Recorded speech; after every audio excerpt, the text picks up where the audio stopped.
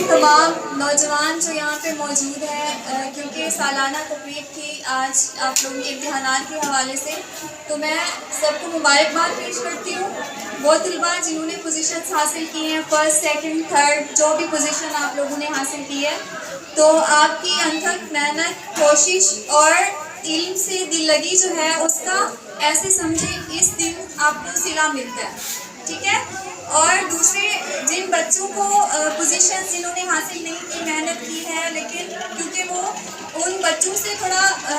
ज़्यादा मेहनत नहीं कर पाए, उनको मैं यही कहूँगी कि आप लोगों ने इन बच्चों से ये सीखना है कि उन्होंने मेहनत की, फर्स्ट सेकंड थर्ड जो भी पोजीशन हासिल की, तो कल को हम भी इतनी मेहनत करेंगे तो हम भी नेक्स्ट ईयर उनके साथ ही खड़े होकर फर्स्ट सेकंड और थर्ड पोजीशन पे आ सकते हैं,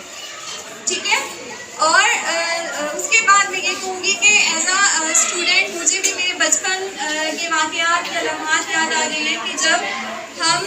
तालिब इल्मी के ज़माने में थे, तो जिस तरह से हम अपने फेलोज़ को देखते थे कि वो फर्स्ट सेकंड और थर्ड पोजीशन पे आए हैं, तो हमारे लिए एक जोश और वलवले वाली बात होती थी कि फर्स्ट पोजीशन हासिल करना बहुत मुश्किल है। तो तब माइंड में ये चीज़ आती थी, क्योंकि मैं खुद पोजीशन होल्डर रह चुका थी। एक टाइम था जब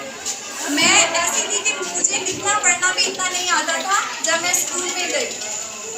उसके बाद मैंने पोजीशन होल्डर्स को देखा जब मैं 3 क्लास में थी। 4 में जब मैं आई तो मैंने एक अपना एम बना लिया था कि मैंने जो है ना नेक्स्ट ईयर अपने ही इसी फैलो के साथ खड़े होकर ट्रॉफी लेनी है। जो भी मेरा एम था उस पर मैंने मेहनत की और नेक्स्ट ईयर जो मेरी ख्वाहिश थी मैंने उतनी ही मेहनत की जितनी दूसरे साथी करते थे, तो मैं एक पोजीशन होल्डर बन गई, ठीक है। इसी तरह से अगर मैं इल्म की बात करूँ तो इल्म के हवाले से जैसे कि हमें पता है कि हमें बताया जाता है कि क्या जानने वाला और ना जानने वाला बराबर हो सकते हैं। और इसी तरह से एक और हदीस पाक है कि इल्म हासिल करना हर मुसलमान मर्द और औरत पर फ़र्ज है।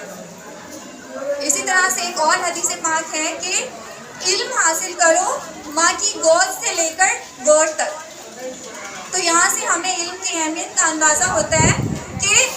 इल्म हासिल करना हमारे लिए कितना ज़रूरी है। इल्म ना सिर्फ हमें शऊर फराहम करता है, ना सिर्फ हमें कामयाबी की राह पे लेके जाता है, बल्कि हमें ज़िंदगी में कुछ करने के काबिल बनाता है। हमें अपने मकासद को हासिल करने में हमारी सलाहियतों को बढ़ाता है। और जो तालिब इल्म मेहनत करता है तो अल्लाह ताला उसकी मेहनत का सिला आप लोगों को, यहाँ पे आप किसी भी क्लास में बैठे हैं, फर्स्ट क्लास से लेके 8 तक जो भी हैं यहाँ पे क्लासेस,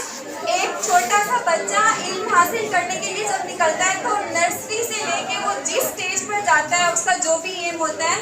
आप नौजवान ही नस्ल जो हमारी नस्ल है, जो हमारी यूथ है, उन्होंने ही आगे जाके अपने मुल्क का नाम रोशन करना होता है, अपने वालिदैन का नाम रोशन करना होता है। आप लोगों में से ही इंजीनियर्स, डॉक्टर्स, जो भी आप लोगों की विश है बनेंगे आप लोग इंशाल्लाह। लेकिन क्योंकि हमारे इदारे को मदऊ किया गया है कि सेफ सिटीजन्स फाउंडेशन जिस मकसद के लिए काम कर रहा है कि नौजवानों को मंशियात से रोकना हमारी अवलीन फरीज़ा है। हम उस चीज़ में कोशिश है कि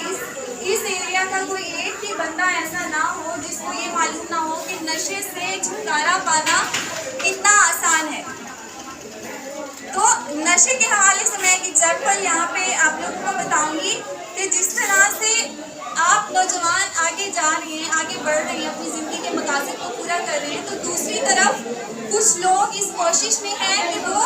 आप लोगों को आगे बढ़ने से रोकें, आप लोगों को किसी ऐसी आदत में डालें, किसी ऐसी बुराई में डालें कि आप लोग आगे ज़िंदगी में सर्वाइव नहीं कर सकते। जैसे कि एक मक़ौला है कि सूरज की रोशनी तो सबको मिलती है, सूरज की रोशनी सबको मिलती है, लेकिन वो इंसान के अपने ऊपर है कि वो उससे धूप लेता है या फिर छांव लेता है। अब ये आप बच्चों के बस में है कि आप लोग नशे वाली जिंदगी में जाएंगे तो मतलब क्या है कि ना आपको धूप का पता होगा, ना छांव का पता होगा, ना अच्छे का पता होगा और ना ही बुरे का। लेकिन जो बच्चा नशे वाली ज़िंदगी से दूर रहेगा और उसको उसके मकासद का पता होगा, वो कभी भी उन लोगों के झांसे में उस नशे वाली लत में, नशे की लानत में पड़े हुए होंगे, उनको हाथ से पकड़कर किसी तरह से रिहैब में लेके जाएगा, उनको इलाज की सहूलत फराहम करने के लिए कोशिश होगी। तो इसी तरह से एज अ साइकोलॉजिस्ट जिस तरह से मैं यहाँ पे काम कर रही हूँ, तो मैं बच्चों के लिए एक स्टोरी आप लोगों के सामने बयान करूँगी कि जो है ना फोटोग्राफर था अफ्रीका का। तो वो फोटोग्राफी करता था, उसका एम था, बहुत बड़ा फोटोग्राफर था वो। तो उसने एक अफ्रीका के एक गांव के अंदर ना एक पिक बनाई थी, एक तस्वीर बनाई थी, जिसमें उसने ये देखा कि एक परिंदा जो है ना, एक बच्चे को, एक रेगिस्तान में एक बच्चा था, वो बच्चा जो है भूख से बिलख रहा था और वो इस हद तक मतलब भूख में मुब्तला था कि उसके मरने के चांसेस थे, क्योंकि आपको पता है सहरा की ज़िंदगी कितनी तकलीफ वाली ज़िंदगी होती है। हमें तो अल्लाह ताला का शुक्र अदा करना चाहिए कि हमें खाने को, पीने को, ओढ़ने को, पहनने को सब कुछ वालिदैन फराहम कर रही है। हमने क्या करना है, हमने उनकी मेहनत को ज़्यादा कामयाबी में बदलना है। उनकी मेहनत तब रंग लाएगी जब हम जैसे नौजवानों से डॉक्टर्स, इंजीनियर्स और आगे सियासतदान, ऐसे सियासतदान जन्म लेंगे जो अपने मुल्क का कीमती असासा होंगे। तो आते हैं उस स्टोरी की तरफ कि उस फोटोग्राफर ने जो तस्वीर खींची, तो उस दर्द को उसने महसूस किया कि एक परिंदा है और वो बच्चे की स्टेट में है कि वो मरे और वो उसका गोश्त खाए। कितना तकलीफ थे उसके लिए वो लम्हा था। तो उस फोटोग्राफर ने वो तस्वीर खींची और जाके एक आलमी एक तकरीब थी, जिस तरह से ये सालाना तकरीब है, तो उसने जाके वो तस्वीर वहाँ पे जो है ना दी, तो उसको अवार्ड मिला और अगले साल उसने खुदकुशी कर दी। तो आप सोच रहे होंगे कि उसने खुदकुशी क्यों की? उसने खुदकुशी इसलिए की कि उससे ये तकलीफ ही नहीं बर्दाश्त हुई थी कि एक बच्चा मतलब मौत की कैफियत तक जा पहुँचा है और कोई उसकी केयर करने वाला नहीं है, कोई उसको वहाँ से उठाने वाला नहीं है, कोई उस तक खुराक पहुँचाने वाला नहीं है, और परिंदा इस रेट में था कि वो मरे और वो उसका गोश्त खाए।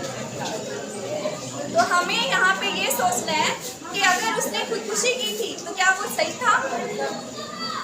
मेरे ख्याल में वो सही नहीं था, क्योंकि वो अपनी ज़हनी अज़ियत को किसी दूसरे को बता के ठीक नहीं कर पाया था। उसको चाहिए था कि वो उस हालात को, उन हालात का मुकाबला करके वहाँ के एरिया के लिए, वहाँ की जगह के लिए कुछ ऐसा करता कि वहाँ पे उस बच्चे की जगह कोई और बच्चा दोबारा नहीं मरता,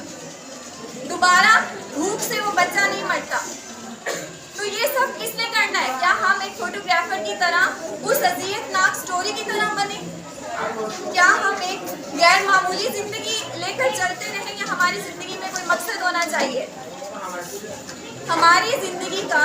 मकसद होना चाहिए कि सिर्फ हम यहाँ पे तालिम